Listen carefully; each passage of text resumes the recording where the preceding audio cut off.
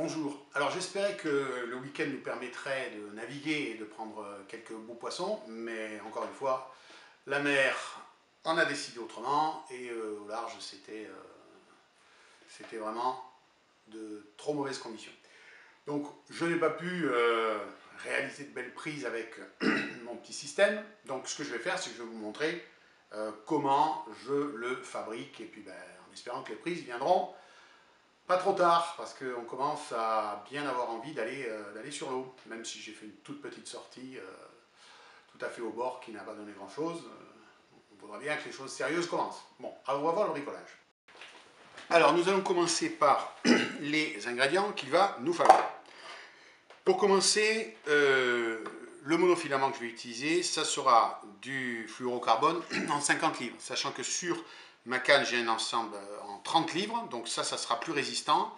Ce qui veut dire que si on casse, on perdra tout le système, mais comme de notre côté, ça risque de frotter contre les rochers, je fais ce choix. On peut en faire un autre, chacun voit. On peut aussi monter monter en 80 livres.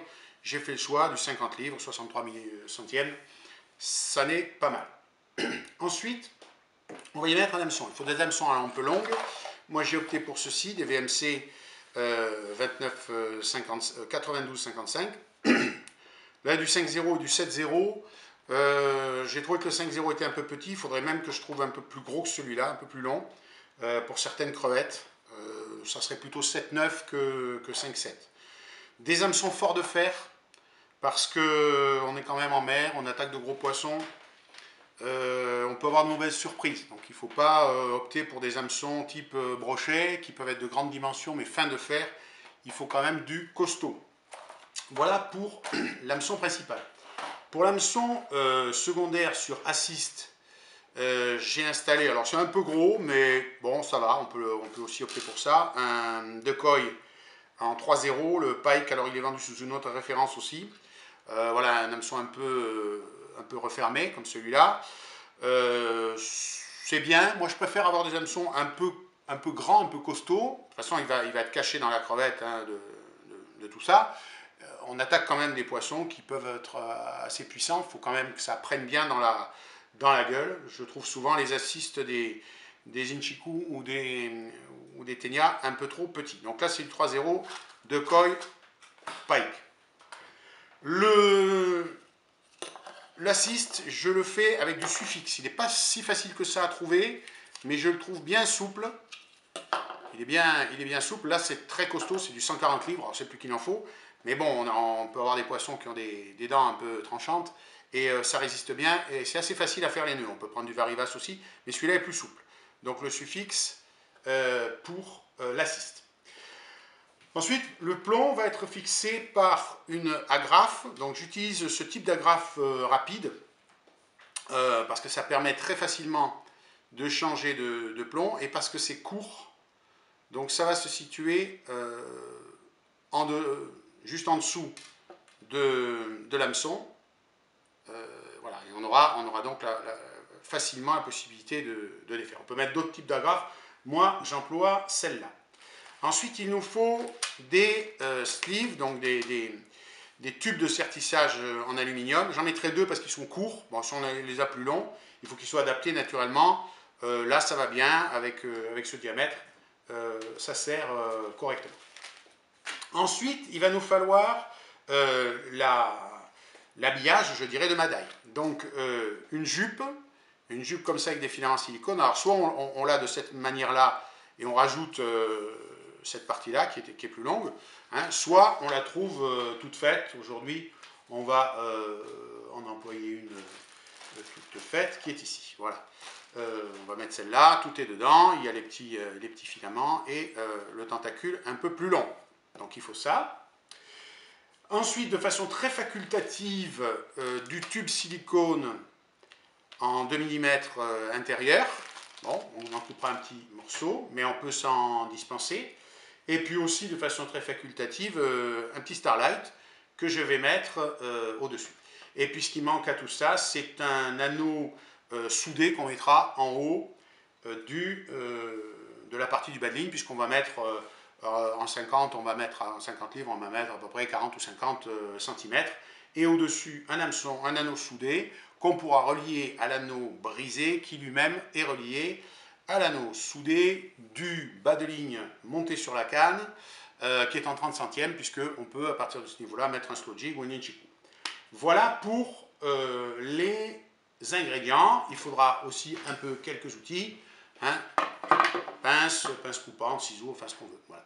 Rien de bien extraordinaire, peut-être un briquet. Allez, on va attaquer le montage. Bien, alors nous allons commencer par fixer notre hameçon. Donc voilà notre fluoro qui est ici, de ce côté. Et on va rentrer donc l'hameçon, si j'arrive, voilà.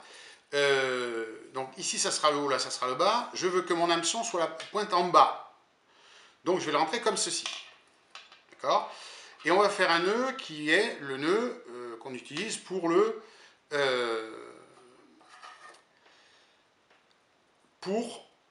drop shot. Donc on fait une boucle, comme ceci, pas trop petite. Et ensuite, on va tourner l'hameçon. Alors je ne vais pas montrer dans mes vidéos sur les nœuds, parce que bon, je ne m'en sers pas très souvent. Voilà. Et, enfin, on s'en sert pour le drop shot. Et on va donc tourner 5 ou 6 fois, hein, à l'intérieur de la boucle, si on y arrive, oui. Voilà. Voilà. Lorsque notre fil est positionné, ce qu'on va pouvoir faire, alors, j'ai pas envie de mouiller avec de la salive parce que j'ai pas envie de me prendre ça dans la bouche. On peut y mettre un peu d'huile, tout simplement.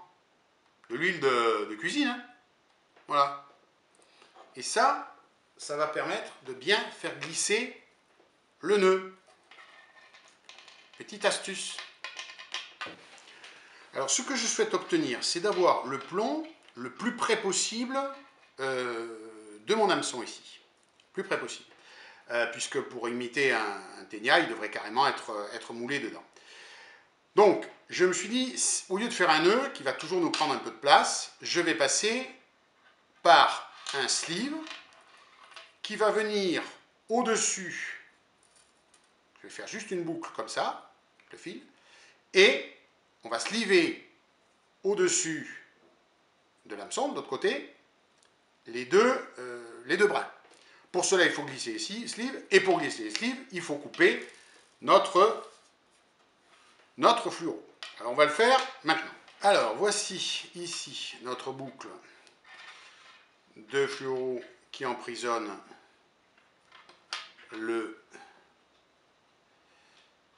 la graffe rapide, et nos sleeves qui sont au-dessus, que j'ai passé dans le brin après l'avoir coupé la longueur requise, et j'ai plus qu'à serrer mes sleeves. Voilà. Je serre le second tube. Alors, c'est pas la peine de serrer à outrance, puisqu'il ne va pas y avoir une grosse force qui va se faire, hein. C'est juste le poids du plomb qui va tirer dessus. Voilà. Donc, nous en sommes ici.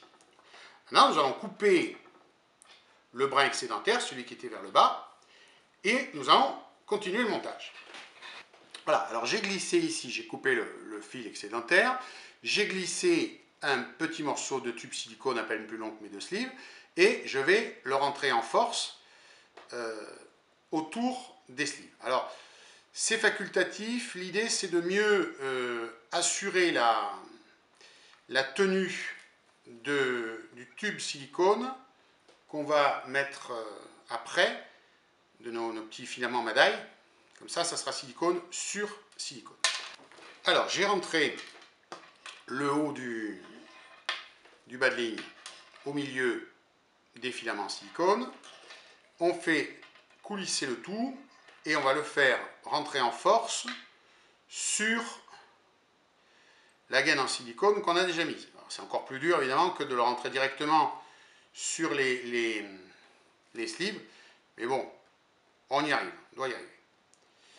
Donc on tire doucement, on le fait passer sur l'autre tube en silicone.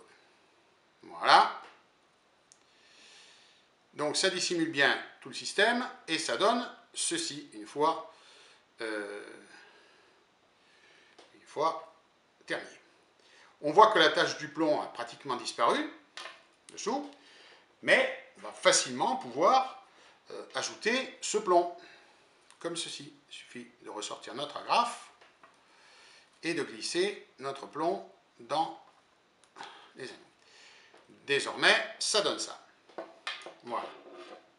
Avec un plomb qui est juste en dessous. Bon, évidemment, il y a l'agrafe et plus l'émerillon du plomb. Alors, au passage, je dis un mot sur ces plombs, parce que je l'avais annoncé l'autre fois, je ne l'avais pas fait. Pourquoi des plombs roses fluo? Ben, fluo pour que ça se voit bien.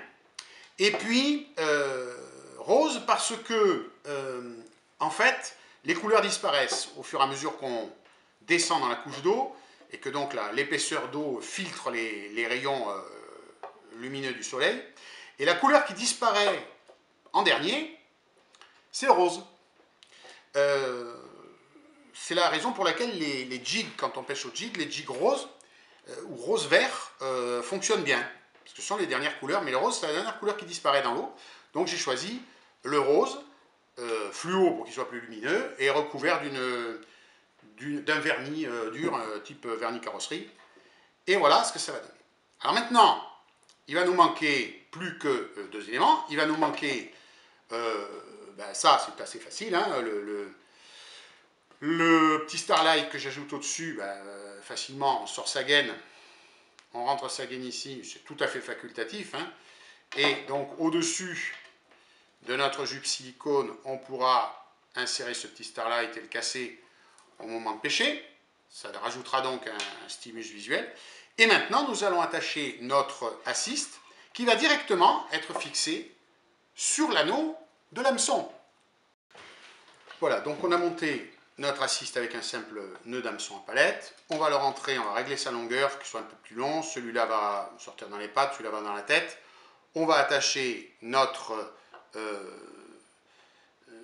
assist directement dans l'œillet de l'hameçon. Et puis, ça sera terminé. On n'aura plus qu'à mettre l'anneau soudé en tête du bas de ligne qui fait, il doit lui rester 40 cm. Voilà. Donc, on va faire ce nœud.